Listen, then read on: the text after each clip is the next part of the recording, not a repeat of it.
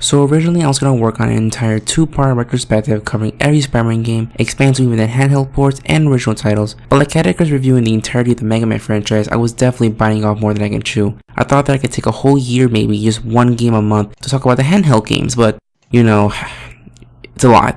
I'll at some point do the console games, but the handheld, especially their ports and original titles, are either abominations or really go at what they're trying to accomplish, and kinda sums up the Webhead's experience on handheld as a whole. But maybe I'll include the mobile games, but that's a really big maybe.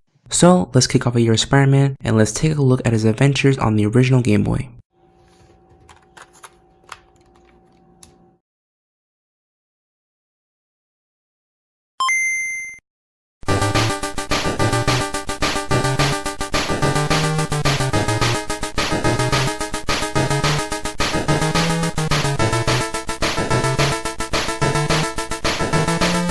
The Amazing Spider-Man, developed by Rare and published by LJN, and yes, it's the same Rare that made these games, and yes, it's the same LJN that made these games.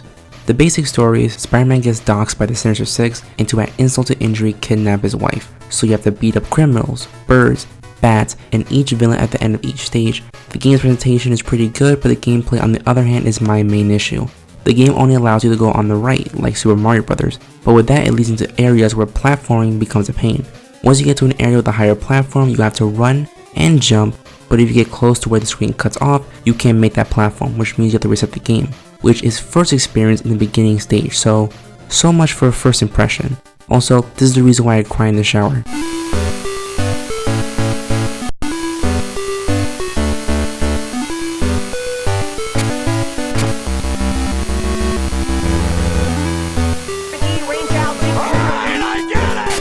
On a slightly positive note, while the game itself is pretty meh, the music and writing are pretty tight. While the music at times gets really repetitive, it's still a bop.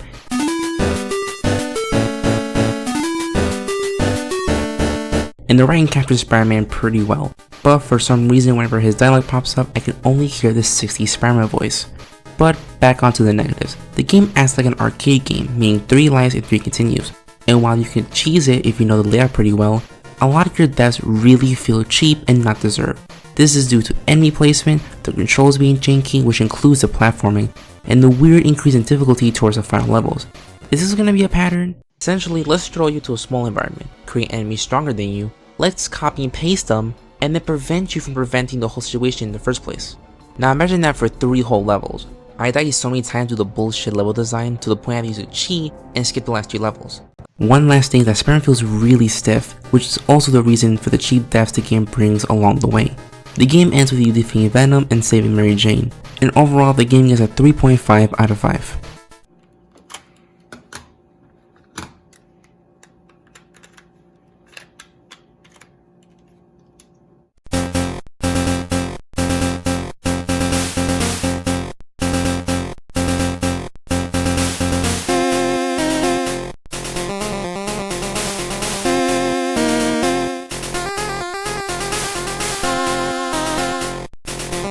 So 2 years later, LJN dropped Rare and brought in Bit Studio, the same developers that created such beloved games like Wolverine, Adamantium Rage, and Terminator 2 Judgment Day.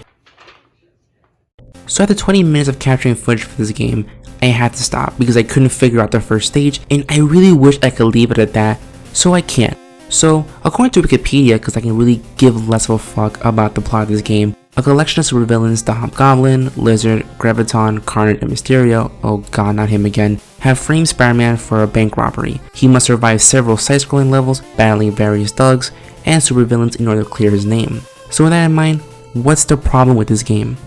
Well, for starters, it's a where the fuck do I go kind of games. With puzzles that don't even make sense and items you pick up with the same feeling. The presentation is pretty bad. The designs and colors feel like a downgrade from the original one, and that's really saying something. The first stage of the game is a fight against Hobgoblin with his goons all around the stage. There are rooms you enter to acquire items that end up in your messy and confusing user interface, but you'll end up just walking around and beating up goons without any indication. If you try to leave by going all the way to the right, you'll die. And if you punch Hobgoblin, the punch will connect. So you'll be wondering for a half an hour without direction. Somehow I got Hobgoblin to fall off his glider, but the same issue still persisted. I couldn't punch him, so I stopped playing. Spider-Man's controls feel delayed due to the limited amount of webs you get, but that's not an unnormal thing in a Spider-Man game. The main issue is the uncomfortableness of performing certain movements due to its delicate yet delayed nature. Overall, this game is a 2 out of 5. Oh god, how can this get any worse?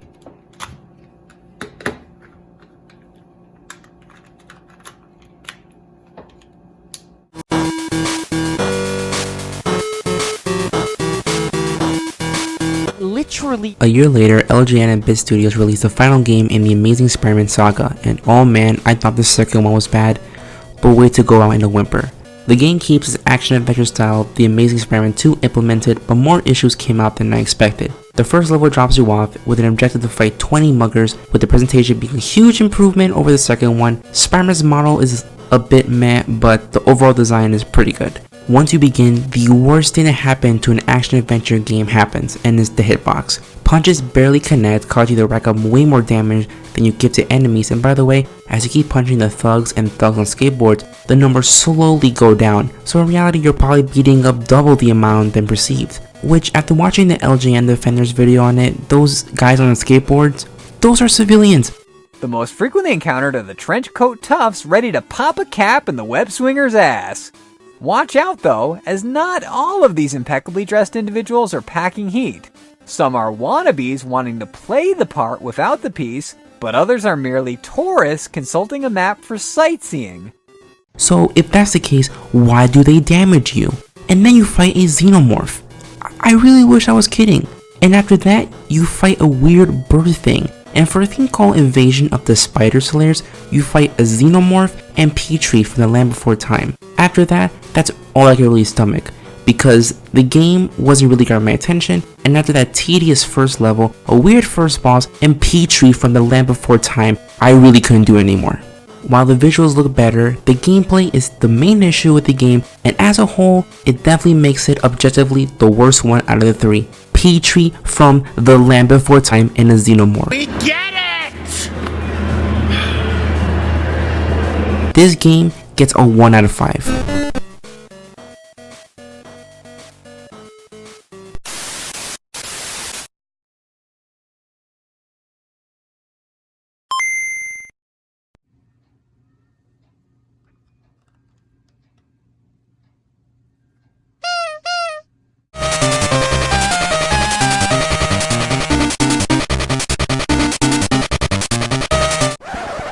This isn't a Spider-Man game, but alas, he appears on the box, so it counts. You shoot things, and Spider-Man appears. I don't know why Spider-Man will support the Punisher, but oh well. The game gets a 2.5 out of 5.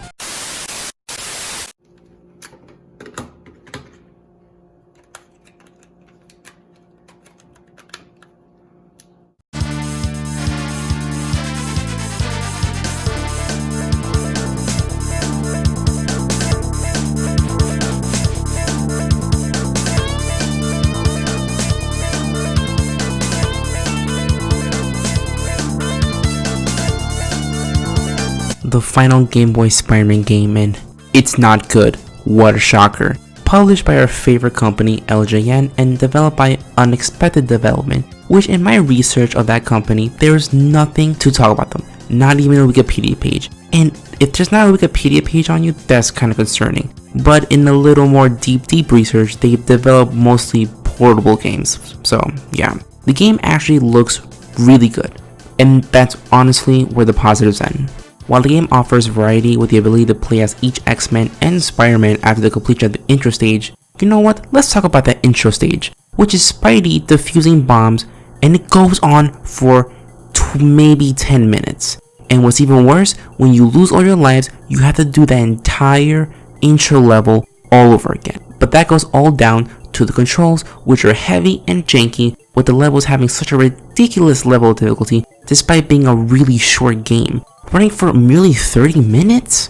If you honestly know what you're doing. To quote GamePro's review of the game, the graphics are good, but the controls are frustratingly imprecise, and complained of the fact that players must resolve the tedious level 1 maze every time they start the game. This game gets a 2.5 out of 5. well, that was a mess. But this begins a whole year of Spider-Man videos called Spider-Man For The. No, this won't be every week, but once a month there will be a new Spider-Man video, but each one focusing on a new console, mainly handhelds for this year. Anyway, thank you guys for watching. Like, comment, subscribe to see more content, and I'd like to thank Leo for being a $5 patron, and for $1 a month, you can be also part of my Patreon, and your name will be shown right here. Love you guys, and Shalom.